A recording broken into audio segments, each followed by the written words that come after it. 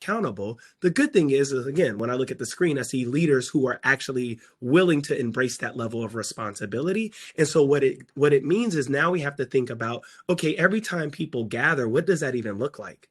I know Nia was very important to our organization at our last org. I'm sure she's super important at her current org too.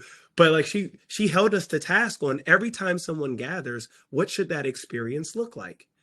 Should Gianna feel like she's included, or should she feel like she's not included? Should Lapora feel like, her voice matters? Will she actually get, voice time, or does she mean like all hands were talking at her as opposed to her being a part of the conversation? And so I think that's what Gen Z is going to hold businesses accountable. And here's my prediction. It's a bold prediction too, but I believe companies who actually live up to that responsibility will be around 20 years from now. And the ones who do not will not.